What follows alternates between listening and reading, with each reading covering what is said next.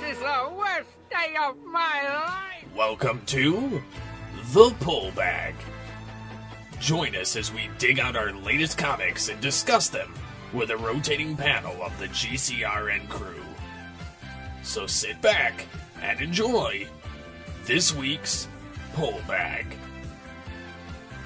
Hello and welcome to The Pullback. This is Back Issue Classics. This is Back Issue Classics episode 50. So in the regular numbered episodes, we're up to episode 136, and this is 50. So we technically have 186 podcasts for The Pullback, not counting the origins and all that other good stuff. I'm, of course, your host, TF2 and Mike. Joining me once again is the Skeletor of The Pullback. Hello, everyone.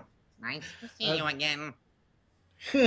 That's right. We have A.S. Baron back, and we are going to be going over and discussing He-Man the Eternity War issues number 3 and 4, as we did with numbers 1 and 2. So that's what's going on there. How are you, Mr. Skeletor? I'm extending my back. Oh, this is the wrong type of back extension. What's been going on with you, bud? Nothing too much. Just working on a lot of projects. How did your Joker run go? Oh my god, it was fabulous. You pulled it off right when you look around the convention floor at the end of the day, and 95% of the garbage scattered around the floor is yours.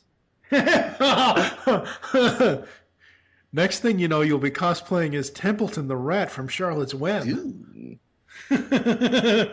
So this gave me a lot of really good ideas of what to do next when I go to another convention. And how to terrorize people. We'll just put that. I was going to say Garbage Pail Kid. Or Oscar the Grouch. That'd be kind of cool. It'd be hard to pull off, though. Yeah, walking around in a trash can ain't that hard. It's true. So we here at the Geekcast Radio Network and the Pullback and all our other podcasts have now been sponsored by Loot Crate. What is Loot Crate, you might ask? Loot Crate is a monthly subscription box service for epic geek and gamer items and pop culture gear. So for less than $20 a month, you can get 6 to 8 items that include licensed gear, apparel, collectibles, unique, one-of-a-kind items, and more. You'll get $40 plus worth of items for a low cost if you sign up and use the coupon code TBV to save $3, 15% on your first box. This month's theme is Quest. Here's what they say about it. Form a party and explore everywhere, from far-off kingdoms to worlds hidden within worlds, and exclusive items from Labyrinth, Harry Potter, History Channel's Vikings, and Uncharted 4. And of course, we've got our T-shirt and loot pin to help equip you for your adventures. This box closes on April 19th at 9 p.m. Pacific Time, so join the quest, check it out. If you've been waiting to check it out, and then click the link here or below, which our link is www.lootcrate.com/GCRN. Thanks, guys, and unleash the geek in you. All right, so yeah, we've been sponsored by Loot Crate here at the Geekcast Radio Network. It's one of the subscription box services. Have you ever done one of these things? I have not. I look at them and I'm tempted. Yeah, it's the problem. I'm tempted. My problem is I'm 6'1", 300 and something pounds. I wear 5XL t-shirts, and unless you're rippedapparel.com, no one really has 5XL t-shirts at the ready. Most places you can get small to 2XL, and it's like, But no, Loot Crate, check it out, folks. It's an amazing little service there for $20 a month. You get all these little nice gadgets and trinkets and cool items and geeky items and all that good stuff. So we are here, as I said, to talk about He-Man the Eternity War, numbers 3 and 4. And I'll say this right off the bat. The Eternity War series, it goes back and forth for me, and I don't like that. The first 2 issues we had set up with He-Man and the Horde and all that stuff continuing over from the 2013 ongoing. In issue number 3, it's the She-Ra show. Yeah. Quite literally. Like, there's absolutely no mention whatsoever of what is going on with He-Man, with Man-at-Arms, with a dead robot, with anything that we've seen in the first 2 issues. There's no mention of anything. She's with the Sorceress at one point or another with Teela, but it's essentially her quest to find the Eye of Chrono. I don't like them not even showing one page or one panel as far as what He-Man is doing. I just don't like that. I like to think of it more of like a serialized series. And, if you equate it to like a cartoon, and if it's a multi-cast of characters, you might not focus on all of the characters at once. And I'm not saying I want issue 3 to be all about He-Man as the first two are. I'm just saying a mention of him in passing would have been fine. Mm-hmm. Like Teela as the sorceress, or as whatever she is now, the goddess, whatever. She could have said, "Oh, well, He-Man's off doing this." She could have said something, but it's like they completely ignore. To me, issue number 3 is them almost completely ignoring the fact that He-Man is even there. I mean, I like the story in issue 3. We open up with She-Ra and the Wind Raiders and Stratos fighting a battle against. Well, is Stratos? Yeah, Stratos is there. I was saying there. I thought that was going to be a spoiler, but he's there in that panel. And then we cut to a night before, with Teela giving her the mission of find the Eye of Chrono, and apparently the Power Sword is now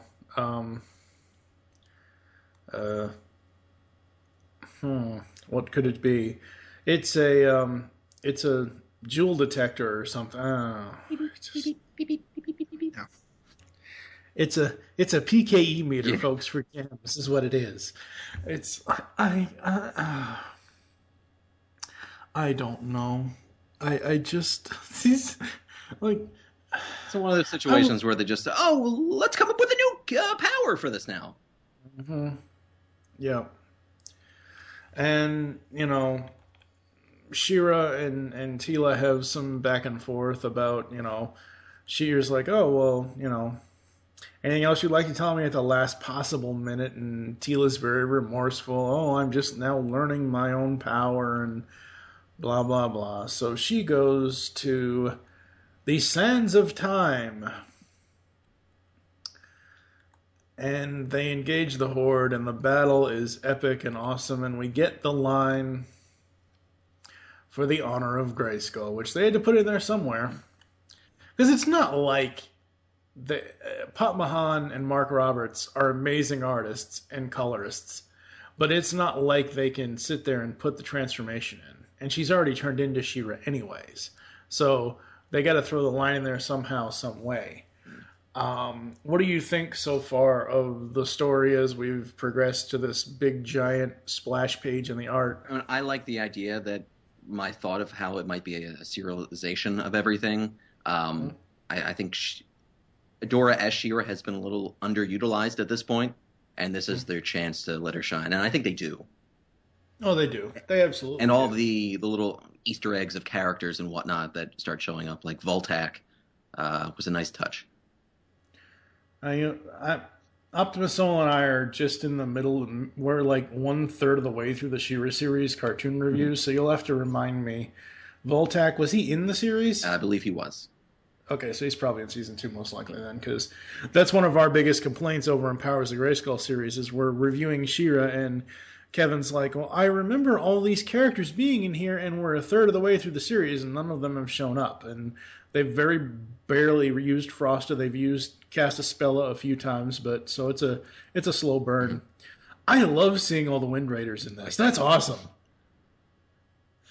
Pop Mahan can draw a Wind Raider like nobody's business. I mean, it's awesome. It's so cool. So as I said, Dan Abnett on script, Pop Mahan on art, Mark Roberts on colors. So you get that. You get Voltac against Stratos. Now, they did use a different version or a different design for Stratos here. This isn't the classic Filmation design. This isn't even the 2002 design. What do you think of Stratos' design here? I'm not too keen on this one. I think they had used this design in the past in either the preceding comic. Mm-hmm. So he's one of the Avions, but I'm a little confused as to does his race actually have the blue feathers on their forearms, or is this some sort of mechanical monstrosity? They never quite explain that. Yeah, he looks like he's wearing a gray fox on his shoulder pads there. I don't know. He kind of looks like a cross between Stratos and what was that random fan figure they had done up? Mattel. Oh God. Spectre? No, not Spectre. The other one, the blue guy, the one that's supposed to be the Superman of the He-Man. Laserlops? Yeah, that's what he kind of reminds me of here. At least with his mask and stuff. Mm-hmm. So then we go to the Horde ship where we have Catra and Scorpia. Which I think is the best part of this issue. Yes, they both look great. They keep the banter between them to form from what you remember Yes, the cartoon. they do. See, that's the thing. Like I said, we've been watching the cartoon, and we see a lot of we're on. Oh God, we're 31 episodes in, we're 33 episodes into She-Ra's cartoon series. So, like I said, we're a third through the series.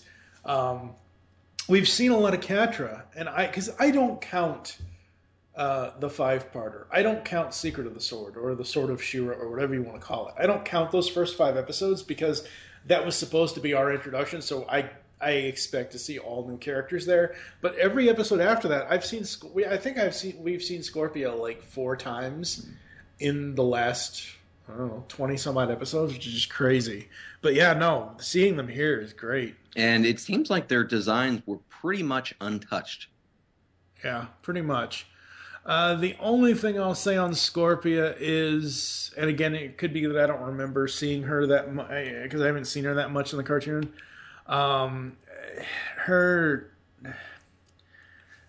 You rearrange part of her helmet and you make it poof out like an earmuff, and she can almost be the evil Princess Leia of this series. Yeah, I can see that. Seriously. So they are aiming at She-Ra, and they have a great exchange here. Because Catra's like, and with them no less than She-Ra herself. She-Ra? He-Man's girlfriend, I presume? That reminds me of a line that comedy line there, it reminds me of something that Keith Giffen would write, not Dan Abnett, but I had to laugh at that.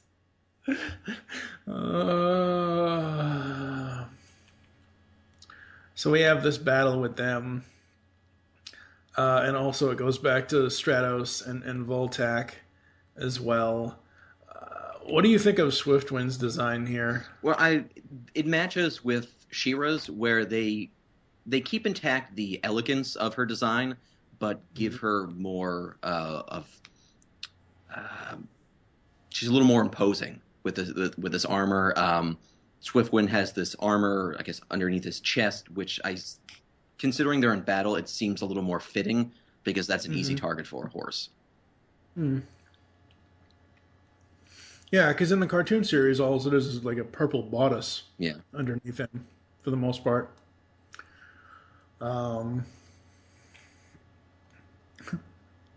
Yeah, Catra and Scorpia are easily the best parts of this issue. She'd already be dead if you hadn't gotten my way.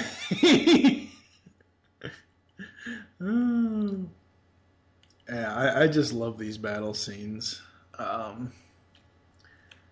And all I can think of is when She-Ra jumps off Swiftwind is just the way that it's drawn.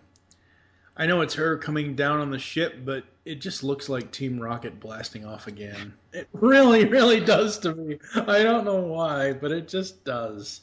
I mean, where she jumps down and it's the big scroom. Yeah. In the cartoon, it was always implied she was powerful, or they show her doing powerful feats, but there was no oomph behind it. But in this one panel and in this entire issue, you get that sense, and oh, absolutely. She feels like a force to be reckoned with. See, that's one thing. We're 31 years removed from the She-Ra series at this point. It's 31 years ago this year. So looking back on it, 31 years ago, Lou Scheimer and all them at Filmation, they showed She-Ra doing stuff but they could never show She-Ra doing like battle stuff like this. Like what she's like, this whole Shkroom thing is like she just destroys this ship. I mean, it's just absolutely epic and awesome. I really, really dig that. So they end up retreating.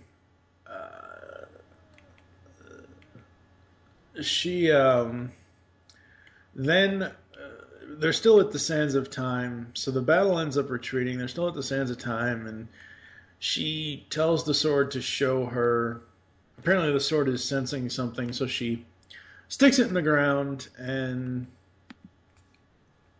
the Sands of Time give away their secrets, and we see... What do we see? The Temple of the Sun. I was not expecting to see this.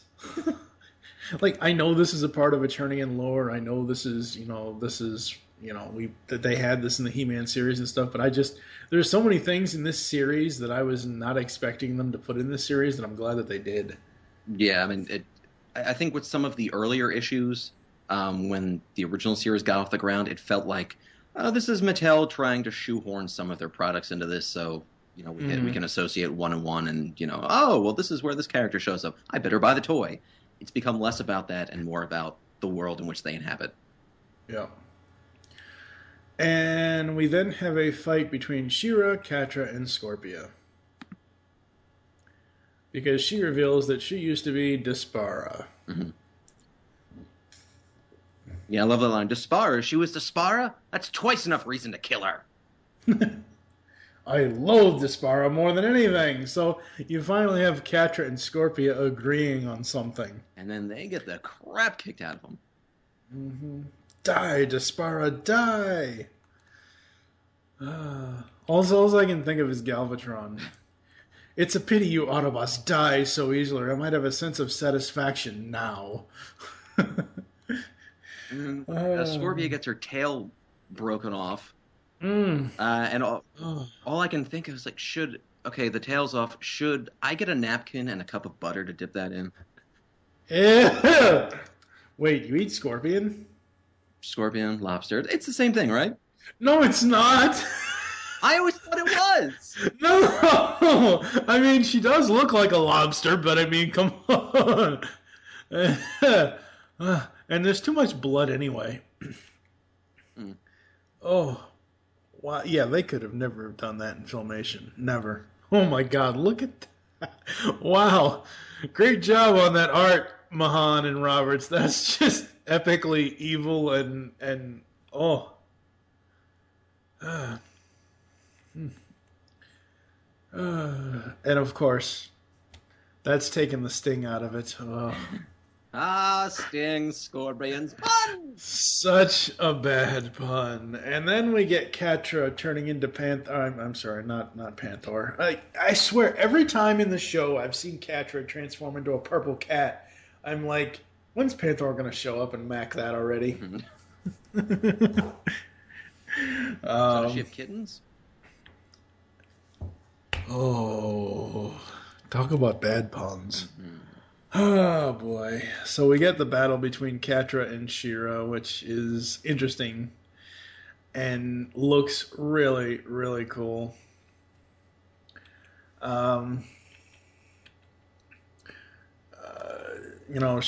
She-Ra calls for Grayskull to protect her. She defeats Catra. And then, Mumra from the 2011 Cartoon Network series shows up. Oh wait, that's Hordak. Okay. Oh, that's who it was underneath that. Yeah, that's who it was. I mean, come on, look at that. That's how the issue ends. We have Hordak appearing, and look, I swear, well, it kind of makes sense now that this issue came out a while ago, obviously, but looking back on it now, especially with the news of Mattel having a certain line now from LJN and all that, and Kenner, like, it kind of makes sense that they throw a Hordak Mumra kind of looking thing in there. But is there any reason that he's in this armor now? Because the last issue, they show him suiting up, and he kind of has the original outfit, and then all of a sudden it's this monstrosity. Maybe to fight them, because they all, I mean, between She-Ra and He-Man, they all have new armor. I mean, the swords are new, I don't know. I like this issue. I do. I like all the She-Ra stuff. I like all the Etheria character stuff. I don't dislike any of that. I love the art. It's just, like I said before, I wish that there would have been some line as to what the hell He-Man is doing, what's going on with that battle. Some connective tissue. Yeah, something to connect it. Because it just, I mean, I agree with you on the serialized style, but even serialized stuff has connectors at some point. So, what did you think overall for issue 3? I'm really enjoying the story that it's starting to tell. I always like She-Ra. This is nice to see her in like real action with some real stakes, even though they're not necessarily her stakes. Just the splattering of her enemies across the sidewalk. Catnip and lobster tail for dinner, people. That's bad, I know. All right, for me, out of 0 to 5, I'll probably give this issue a 3. I really enjoyed it. I didn't enjoy it as much as the first 2, but I enjoyed it. What about you? I'd give it a solid 4. All right, issue number 4. We start off with the cover of what looks to be almost the traditional Power Sword, not the souped-up version that she actually has now. And it's basically a giant mirror with her and Hordak in it. What do you think of this cover? I like this kind of blood red energy flow. I mean, at first, if I don't pay enough attention, I don't realize it's the reflection of the sword. I just think it's kind of like an opening in time and space in which you look into their battle. Yes. All that's missing is a red TARDIS. A giant red police box. That's right, people. It's a shattered glass version of Doctor Who.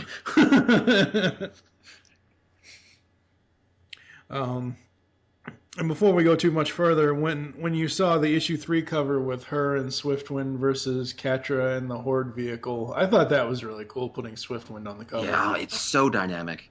Yeah, it really is. Move. Yep. So we open this one up, as always, Abnett on script, Mahan and Roberts on art and colors, and it's basically She-Ra versus Hordak, and we then get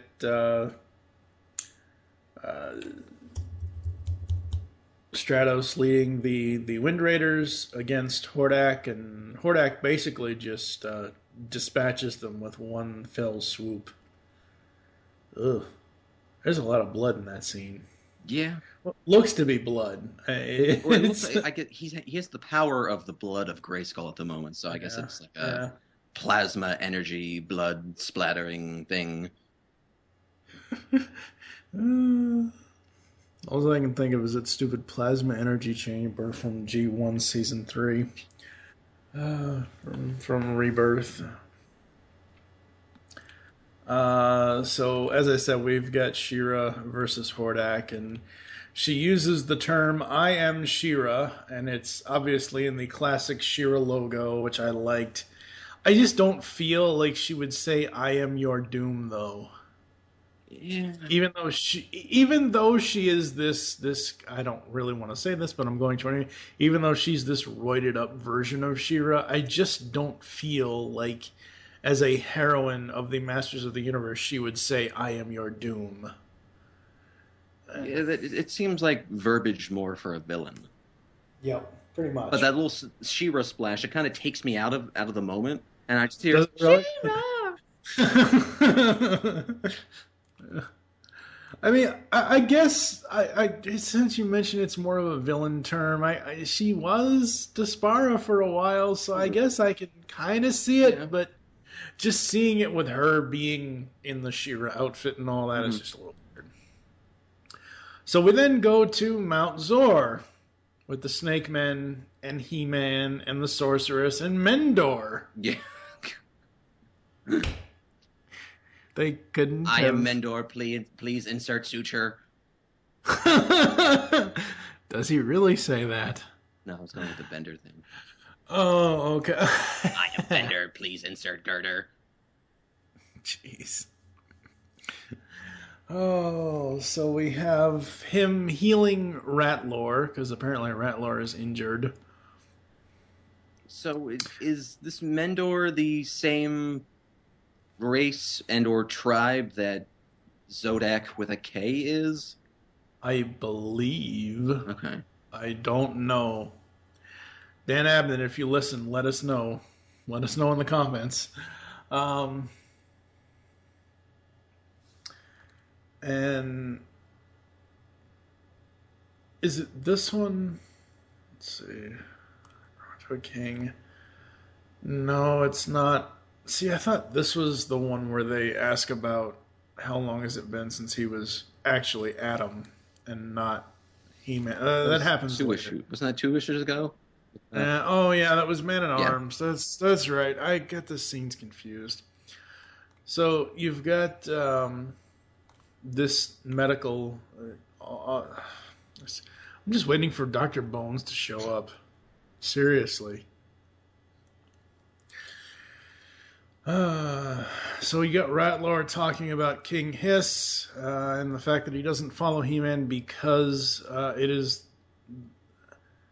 the will of the goddess. He follows He-Man because he chooses to, and apparently King Hiss never gave his subjects a choice before. Aw, best of friends, even if he sheds all over the place. Yeah. So the Doctor and He-Man kind of go their separate ways. We get to Teela, because apparently he and Teela need to plan the next move, and we see this kind of a classic Castle Grayskull. Yeah. Kind of. It's before Hordak disillusioned it into his own image. And then we get back to the Hordak and She-Ra battle, and he basically says, I am the power, the very power you fight so hard to protect. Now, this battle is pretty awesome, but he does basically, is it her blast or, like, I can't tell if it's her blast or his blast, because the way the panels are set up, they're doing this sword fight with each other, and he's got his sword raised above her head, and her sword is coming up from basically like under his stomach. And the next thing, there's a giant shot into the Temple of the Sun, and she's laying on the ground, so I assume he hit her first. Yeah, I think he swiped up and she... Yeah. Okay, yeah. She then goes and searches for the... well, we don't get there just yet, but she lands in the Temple of the Sun. We then cut back to Mount Zor, and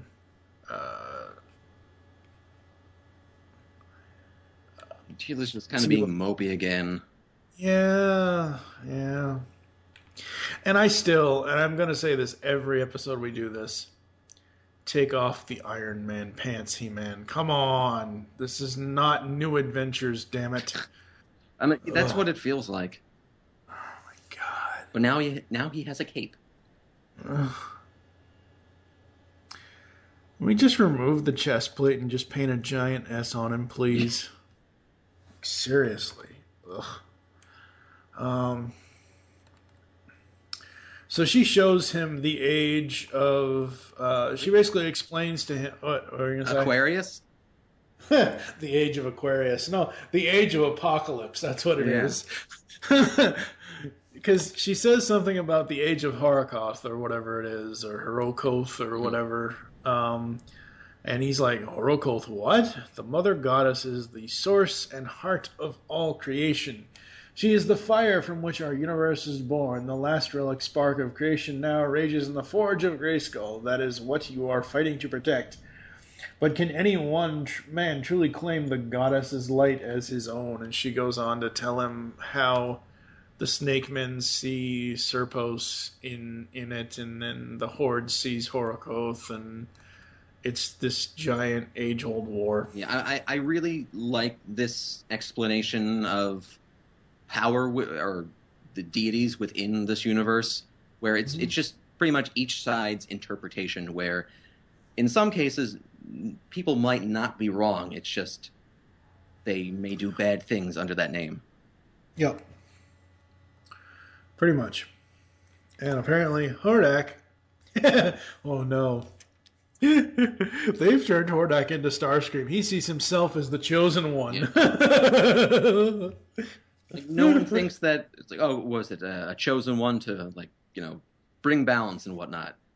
Like, clearly you don't think that's one of the twins. Yeah. I mean, not just twins. I think it said someone within the Horde ranks. Like, clearly I think they're talking about Adora. Yeah, pretty much. I mean, she is the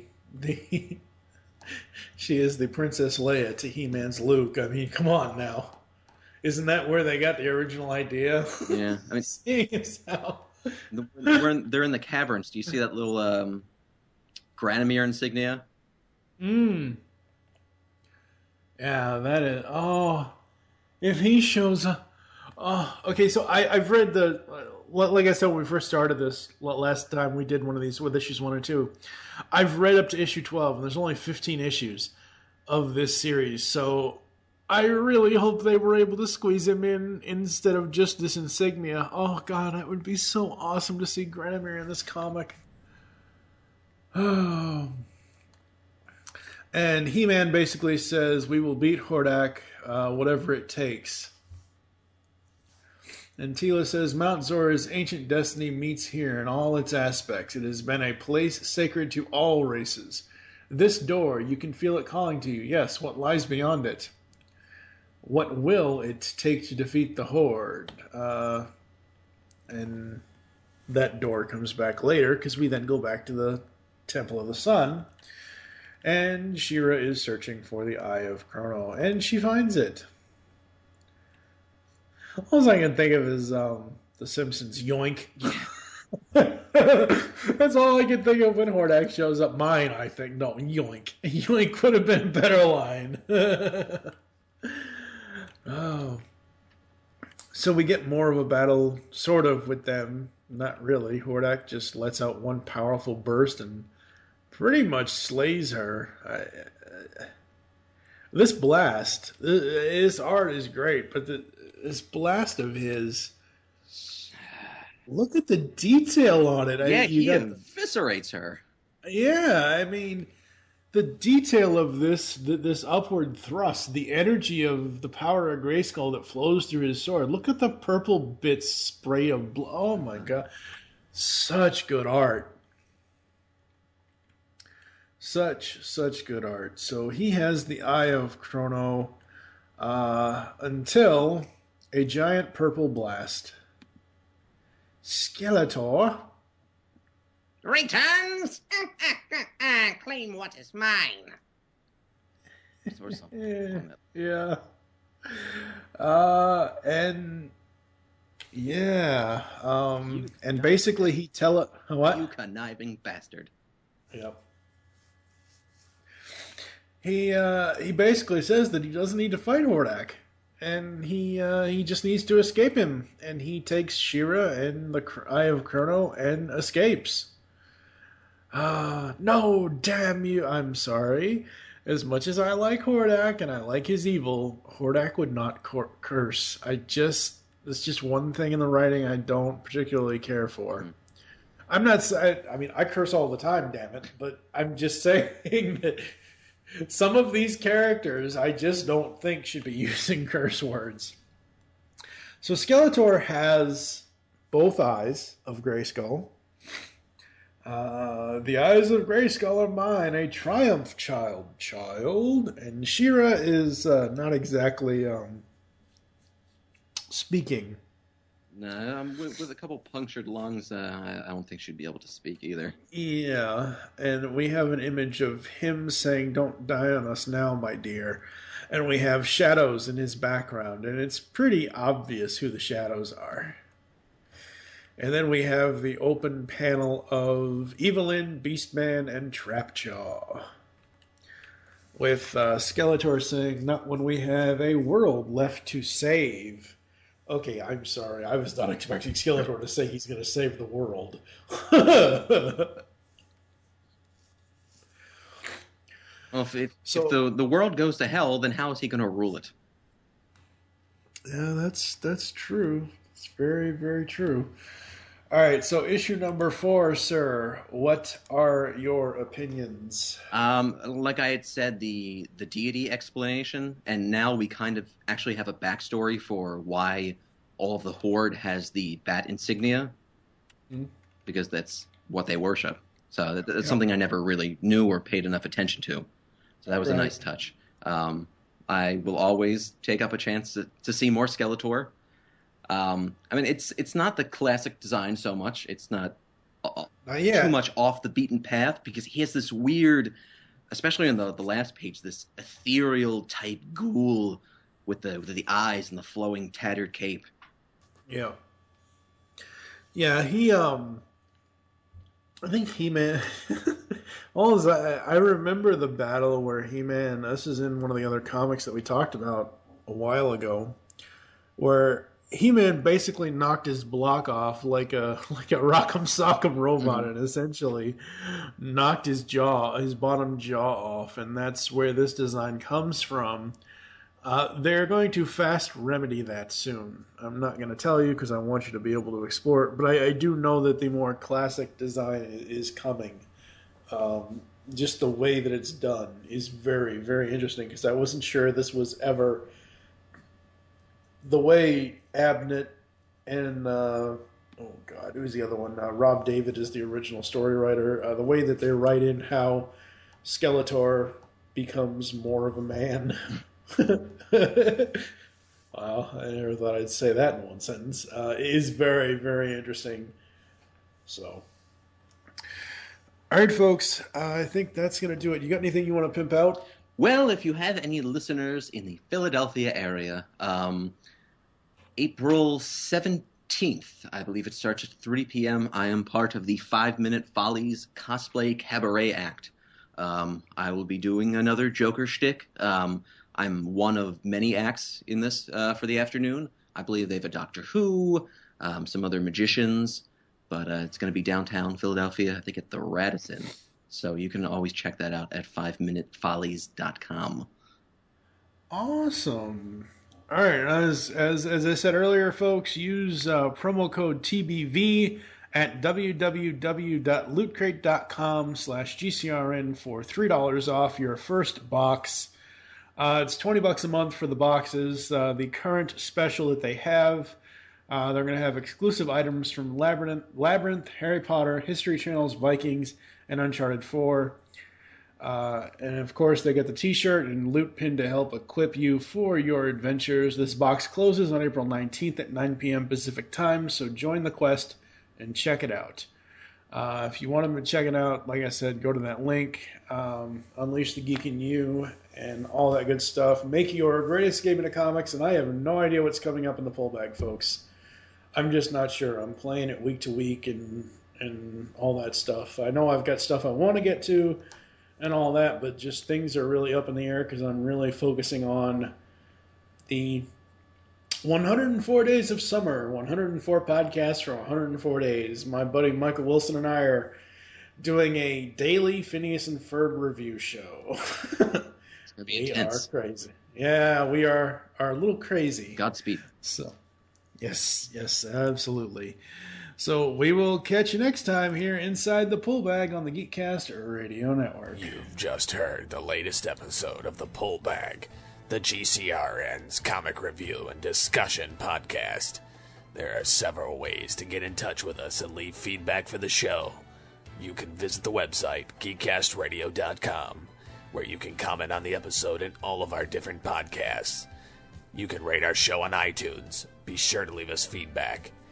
Call the voicemail line, 502-526-5821. Please remember to tell us the show you're leaving the message for, and your name. Become a fan of us on Facebook by searching Geekcast Radio Network. Send us an email feedback at geekcastradio.com. Follow us on Twitter at geekcastradio. So until next time, make your great escape into comics and unleash the geek in you.